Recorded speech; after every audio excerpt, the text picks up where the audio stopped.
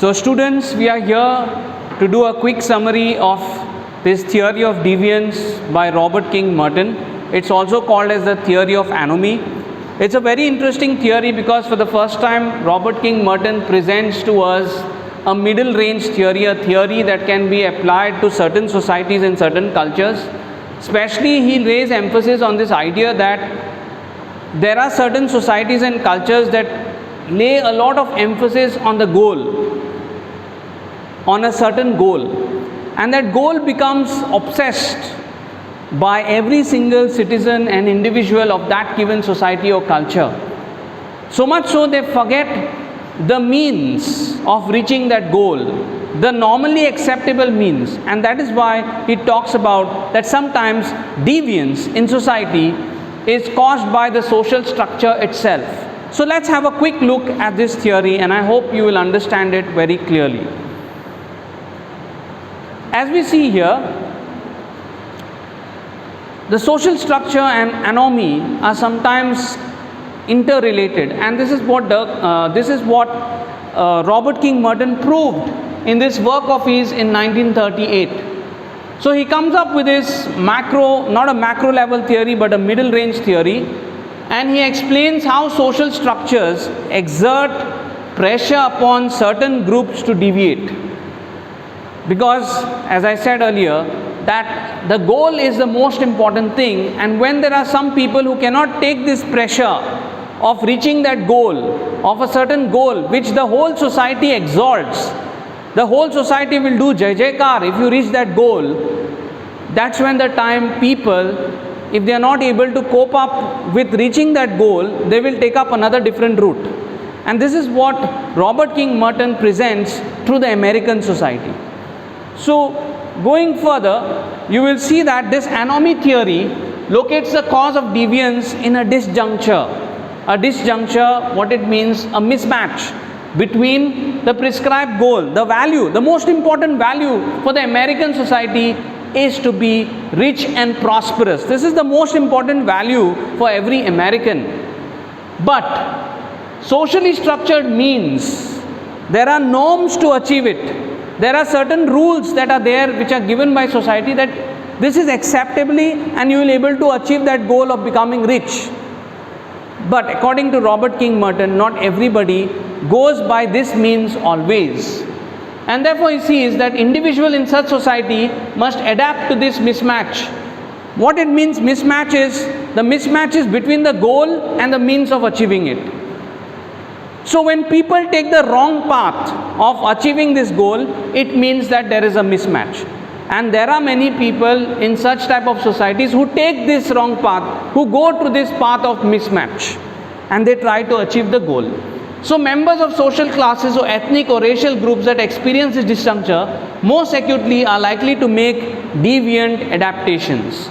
So they will become deviant, they will not go by what is acceptable or expected, but they will somehow want to achieve the goal at the end. So this is what Robert King Merton presents, and he comes up with three major contributions, means three major big statements he comes up with.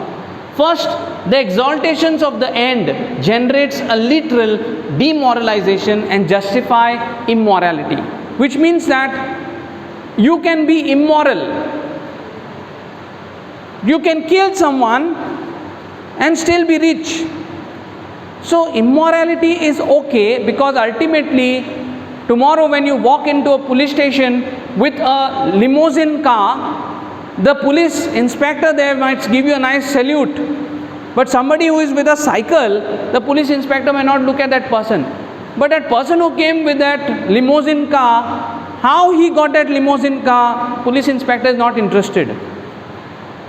Because the end is very important, not the means. So the Gorib Munis jo asa, who is doing his work nicely, he is happy in life, people don't care about this. So this has been in America, and that is what he comes up with. Now, there is extreme emphasis upon the accumulation of wealth as a symbol of your success. I remember a long time this song when I used to watch this movie in which Mehmood is there, and he says that, oh bhaiya, the whole thing is that sabse bada rupaya. इस संसार में सिर्फ रुपया चलता है और कुछ नहीं. And that's a reality today in India also when we look at it. So in America, this has been a reality for a long time. Dollars speak for itself. And that is what he means, that the wealth is the symbol of your success. Today nobody is interested in how happy you are. Today people are interested in, like, if you have good material wealth, that means you are successful, otherwise you are not. So that has been the second point that he puts forth. And third point, he says the end justifies everything. The goal is the most important thing. This is his point that he brings about through this American society. Going further, we see then this goal of becoming rich, which is of American culture. How do people adapt to this? There are 5 ways of adapting to it. Number 1, conformity, in which either you might say that I will accept this goal, I want to be rich, but you will follow the institutional means. Institutional means is through hard work, by studying hard, by education, by innovating new means, by coming up with something new. Okay, you might still become successful because you have accepted both the things together. And a classic example is of Bill Gates or somebody like Narayan Murthy. Okay, in India itself we have, who have worked hard and they have become rich. Second is retreatist. These people, they reject the goal, they don't want to be rich, and they don't even accept the means of becoming rich. Okay, and they are just in this world for a retreat. So they are like, let's chill. And to give you a quick example of this song, again I'll try to say this to you. Hrithik Roshan's song in this movie, in the year 2000 I think it was released, Kaho Na Pyar Hai. And in that movie there is a song, Ek Pal Ka Jeena. And the lyrics are very simple. Khali haath aaye the hum, khali haath jayenge. So you just come empty and you do all the empty things and you go from this world. These are retreatists who don't have any mission, any goal in life. Third are ritualists, who do not accept the goal, but they still follow the means. They still do what they are expected to be doing, but then they don't have this big ambition in life.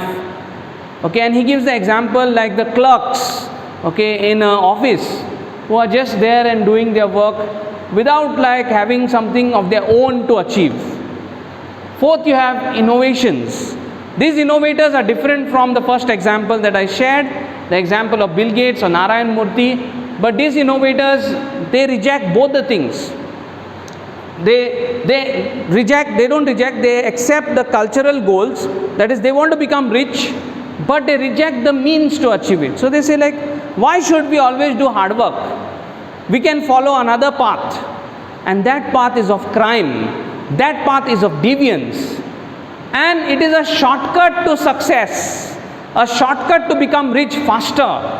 Okay, by doing all these unwanted things, you would become rich faster. Last is rebellion. They reject both of these and they say like this whole system is a fraud, because they feel, why should the culture give importance to only becoming rich? We can give importance so many other goals in life rather than being only rich. And they reject this outrightly, and they reject the means of, again, related to that goal of being rich. So these are the 5 ways in which people would adapt in the American society. And he says that this theory could be applied in certain societies where they have this similar type of goal, cultural goal of becoming rich. Okay, it may not be applicable everywhere. It may not be applicable like in a place like Bhutan, where the ultimate focus of their culture is to be happy in life rather than being rich. So with this, we go quickly to the summary of this presentation, and we see the theory of anomie is a middle range theory. Okay, it is not an encompassing theory, means it's not a complete theory that can be applied everywhere in the globe, and that is why it's called as a middle range theory. But it does give us some sort of an idea in explaining why there can be deviance in certain societies, why there is a lot of crime. Okay, because in those societies maybe becoming rich might be more important, and people who cannot take these pressures, they might use criminal means as becoming rich. And lastly, the theory also gives us an idea how the end justifies, okay, the means doctrine, because it's a guiding tenet towards the action. So this is what Robert King Merton comes up with for us in the understanding about why there could be deviance, why there could be some sort of a mismatch in a given society. Thank you.